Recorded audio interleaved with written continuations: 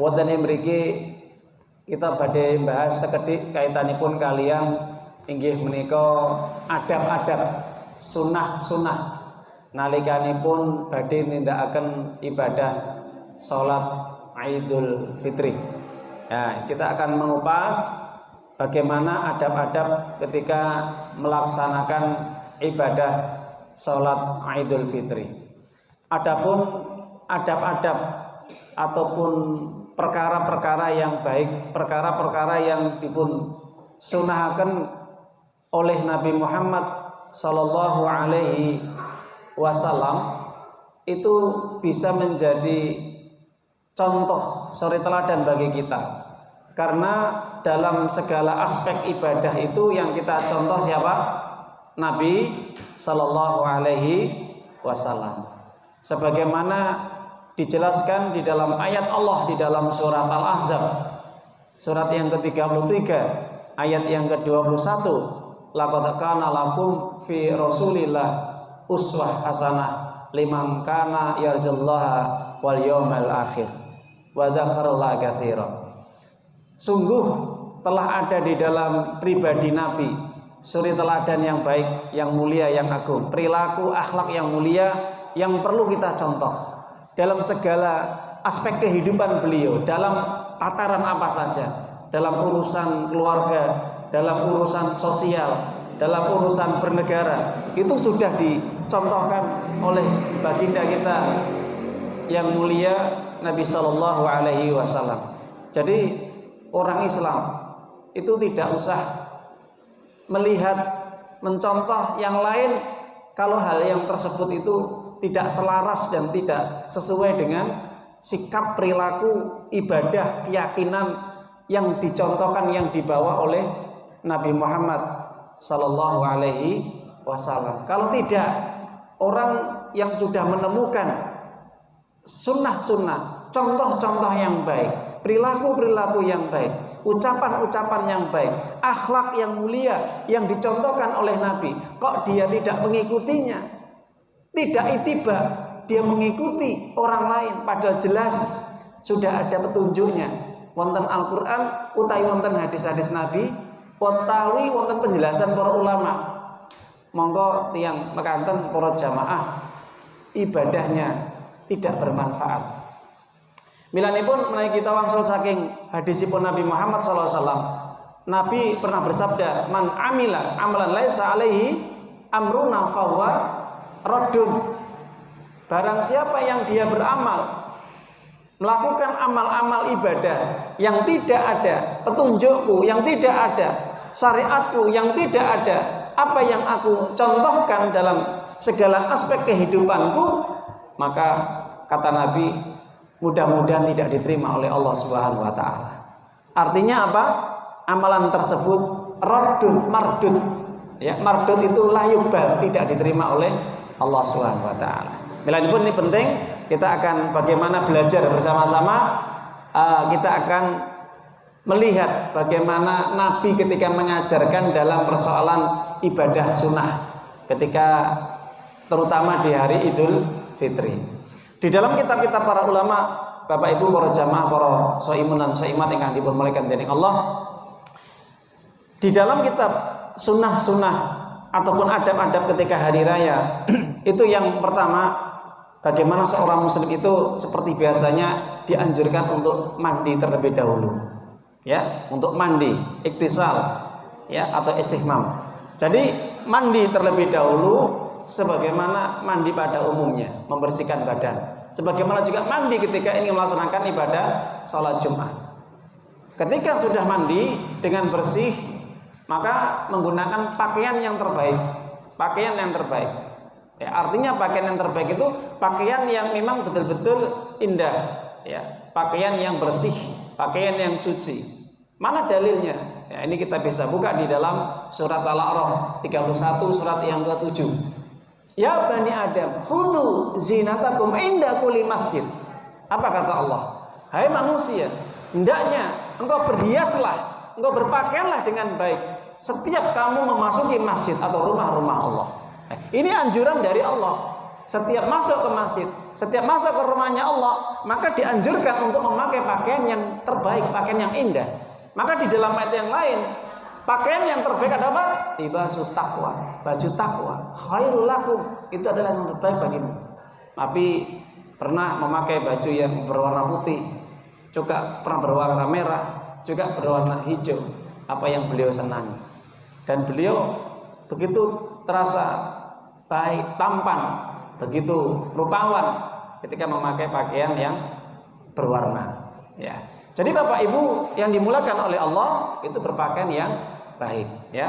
Apalagi menghadap Allah sebisa mungkin dengan pakaian-pakaian yang terbaik. Nah itu. Kemudian yang berikutnya adalah adab-adabnya untuk disunahkan ketika mau sholat Idul Fitri adalah yaitu makan terlebih dahulu. Para ulama menjelaskan untuk makan ini adalah makanan-makanan yang ringan, ya, makanan-makanan yang ringan terlebih dahulu. Bisa makan kurma, rutop atau tamr, ya. Atau memang kalau ada makanan-makanan kayak roti atau susu, ya, boleh. Nah itu minum susu, makan roti. Atau mungkin kalau memang benar-benar lapar, ya boleh makan nasi sekedarnya saja, agar tidak terlalu kenyang. Karena setelah itu melaksanakan ibadah sholat, agar nanti tidak apa Pak Bu sakit perutnya, atau mungkin kalau terlalu kenyang juga nanti ya itu akan ngantuk kalau mendengarkan khutbah. Padahal tujuan daripada pelaksanaan ibadah sholat Idul Fitri itu adalah untuk bisa mendapatkan ilmu dari khutbah Idul Fitri. Kemudian ada pada berikutnya apa? Bertakbir, mulai bertakbir dari rumah. Karena Rasulullah SAW yukabbiru, ya, idza safara, idza kharaja ila musalla. Nabi senantiasa bertakbir, ya, ataupun tahlil ataupun tahmid ketika beliau keluar menuju tempat lapangan melaksanakan ibadah salat Idul Fitri. Nah, itu disunahkan untuk apa Pak Bu? Takbir, tahlil, tahmid. Allahu Akbar, Allahu Akbar. La ilaha illallah wallahu akbar. Allahu akbar walillahil hamd. Para ulama berbeda pendapat. Mana yang paling utama takbir? Memang yang paling afdol adalah ketika keluar rumah menuju tempat ibadah sholat. Itu yang paling utama. Tapi seandainya bertakbir ketika malam harinya, malam Idul Fitri sudah bertakbir mulai pada maghrib atau pada isya, maka sebagian para ulama dari kalangan mazhab Imam Abu Hanifah ataupun Imam Malik itu membolehkan bertakbir, ya. Jadi bertakbir bagaimana membesarkan Allah, mengagungkan Allah, mensucikan Allah ketika saat hari-hari yang ketika orang berbuka puasa sudah mulai dijalankan.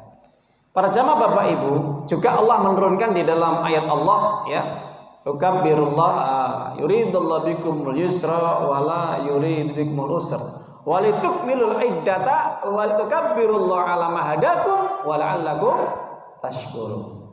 Hendaknya engkau bertakbir membesarkan Allah, ya, hendaknya engkau mengagungkan Allah yang dimana Allah telah memberikan hidayah kepada dirimu setelah engkau menjalankan ibadah puasa selama 1 bulan penuh, melaksanakan ibadah salat tarawih selama 1 bulan penuh, dan engkau juga tadarus membaca Quran dan yang lainnya selama 1 bulan penuh, maka semua itu adalah atas pertolongan Allah. Allah memberikan pertolongan, Allah memberikan hidayah, maka engkau besarkan nama Allah, engkau agungkan Allah yang telah menjaga, memelihara dirimu, menjaga imanmu, menuntun dirimu menuju kepada kebaikan, agar kamu menjadi orang-orang yang bersyukur. Bersyukur Pak Bu. Jadi bentuk daripada kita syukur kepada Allah adalah apa? Senantiasa kita banyak berzikir kepada Allah, banyak bertakbir, banyak tahlil, la ilaha illallah, banyak tahmid, ya, banyak tasbih, subhanallah, alhamdulillah ketika keluar dari rumah menuju tempat ibadah sholat Idul Fitri. Kemudian adab-adab sunnahnya juga apa? Yaitu Nabi SAW menjelaskan ketika beliau berangkat menuju tempat ibadah sholat Idul Fitri, berangkat dan pulangnya ini apa? Berbeda jalan. Itu sunnah ya. Jadi berangkat dengan pulangnya itu sudah berbeda jalannya. Bidal kali kondoripun boten sami. Dalanipun niku margine boten sami sing dipun lewati dening Nabi sallallahu alaihi wasallam. Dijelaskan di dalam hadis sahih, karena Rasulullah sallallahu wa khalafat tariq.